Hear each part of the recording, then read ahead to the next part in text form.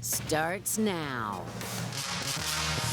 We begin with breaking news. A crash has closed down the eastbound lanes of the I-10. Take a look at the backup here. This is happening in Phoenix. ADOT says the accident happened near 75th Avenue. All traffic must exit at or before 67th Ave.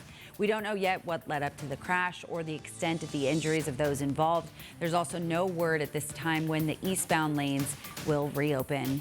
Welcome everyone to 12 News at 10 o'clock on this Sunday night. I'm Rachel Cole. Tonight we're learning new details about a murder investigation just outside of Kingman.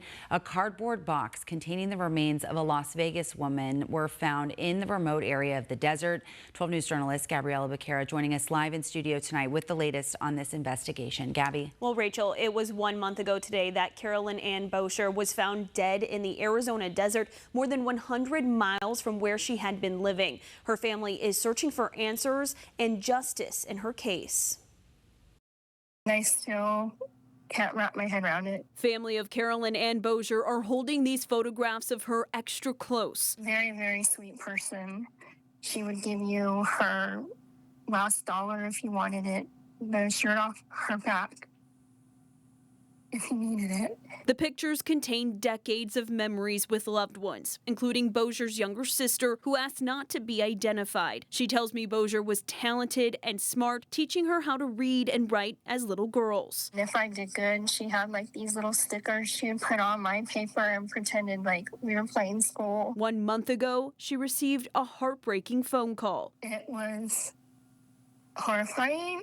I didn't want to believe that was my sister they found in a box. According to the Mojave County Sheriff's Office, Bosher's remains were found in a large cardboard box near Windmill Ranch Road east of Kingman. Detectives are still looking for a suspect, but believe she was killed elsewhere and left in the desert. Whoever it is needs to be caught. Bosher had been living in Las Vegas. Mojave County detectives are working with the police department there to figure out what happened. She is a person that didn't deserve this.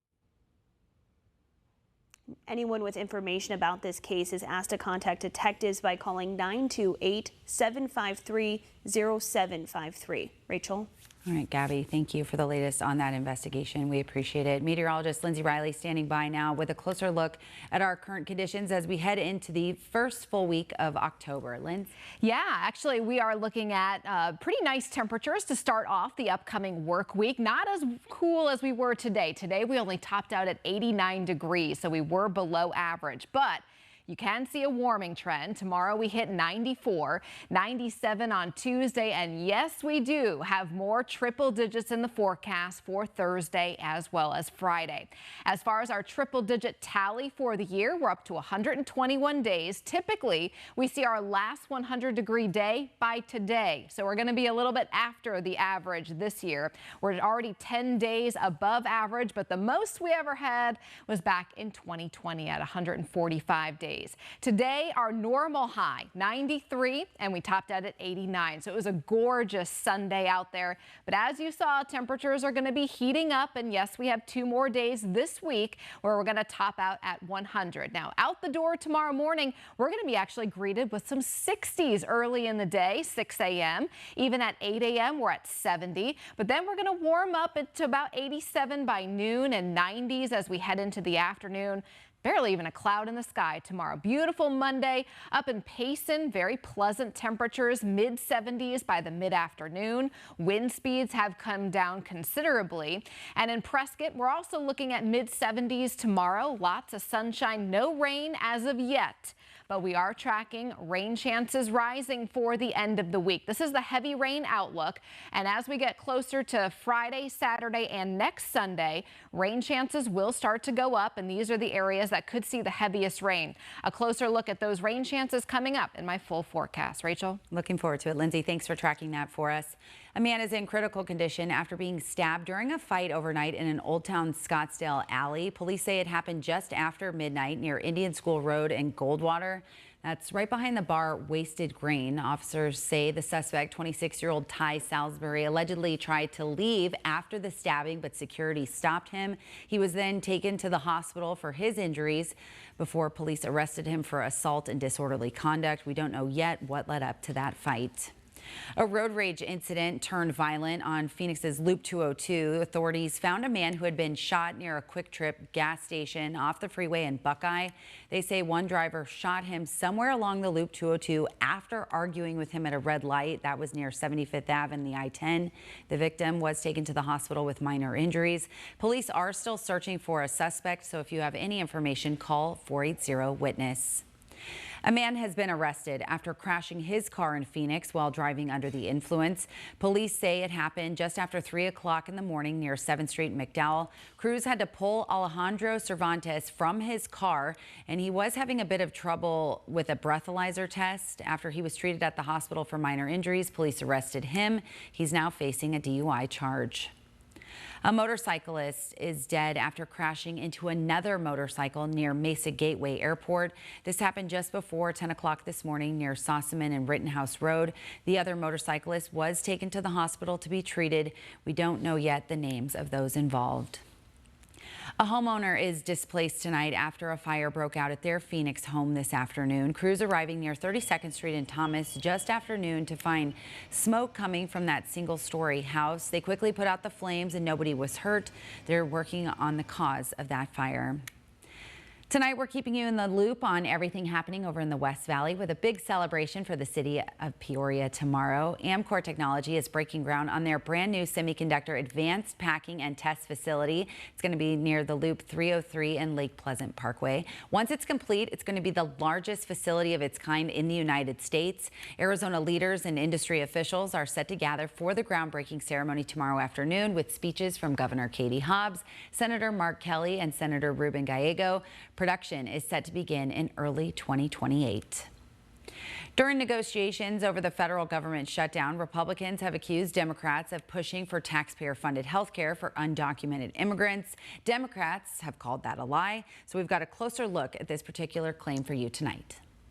During the shutdown, top Republican leaders such as House Speaker Mike Johnson, illegal aliens would be paid for, and Vice President J.D. Vance have claimed that Democrats won't vote to open the government unless they secure health care benefits for people here illegally. They gave us legislative text that would have undone us cutting off health care benefits for illegal aliens. Based on a 1996 federal law, though, unauthorized immigrants are already ineligible for federal health care programs like Medicaid. And not a single Democrat has raised the issue of trying to reverse that federal law. Instead, the Democratic counterproposal to fund the government seeks to reverse parts of the One Big Beautiful Bill Act that limited certain lawful immigrants from enrolling in programs like Medicaid. That includes many people who are here as part of a humanitarian program like refugees and asylees, people who are paroled in the U.S. who are survivors of domestic violence. Matthew Lopez with the National Immigration Law Center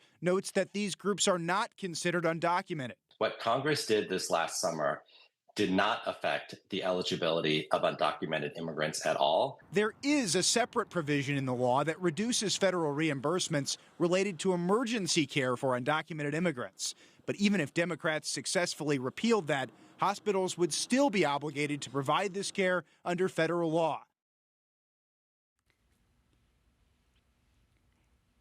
And in other headlines tonight, we all know, of course, the importance of physical health in order to live a long life. But what about your emotional well-being? Well, a new study says it matters just as much. Canadian researchers looked at more than 8,000 people over the age of 60 and found that 1 in 4 were able to deliberately improve their health and happiness in just 3 years' time.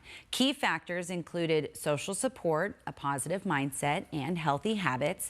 Experts say it's about focusing on healthy habits for the whole person. They believe the findings could change how we approach aging in the years ahead.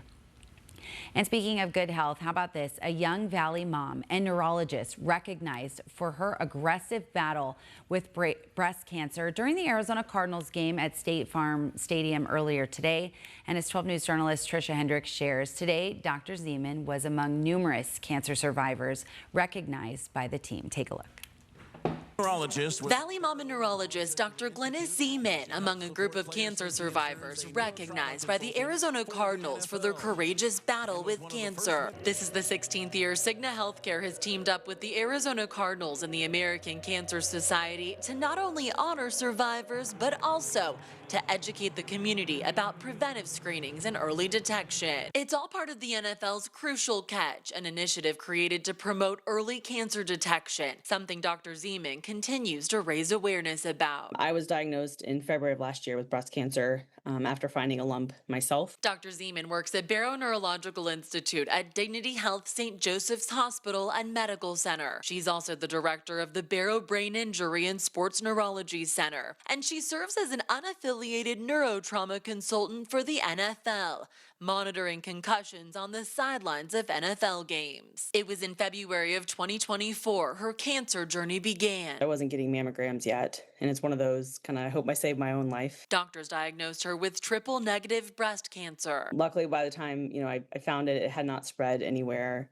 But the type of tumor was aggressive, so I had to undergo chemotherapy and have now hopefully 3, and that's it, surgeries. And my cancer-free 1-year anniversary was on September 11th. Dr. Zeman, who's a wife and mom to 2 young boys, is grateful for the incredible support she received throughout her treatment and for the care she received from Dignity Health Cancer Institute. And now, at 39 years old and cancer-free, getting honored at the Cardinals game means so much. It's comforting and empowering, and I think it's really special what they do. Dr. Zeman is using her personal story to raise awareness that while more young adults are being diagnosed with cancer, regular screenings can be a matter of life and death. They always tell you to, of course, see a dermatologist, do self-exams. And of course, when we hit a certain age, there's mammograms and colonoscopies, and we all hear this, but there's a real reason behind it. She says even if you feel fine, it's important to keep up with your regular screenings to rule out anything serious. This is something I'm going to be an advocate for the rest of my life, is stay caught up in those screenings. Dr. Zeman hopes her story helps other survivors or those still battling cancer remember they're not alone. Trisha Hendricks, 12 News. For the NFL. Trisha, thank you. And there are, of course, plenty of breast cancer awareness events happening all across the valley this entire month.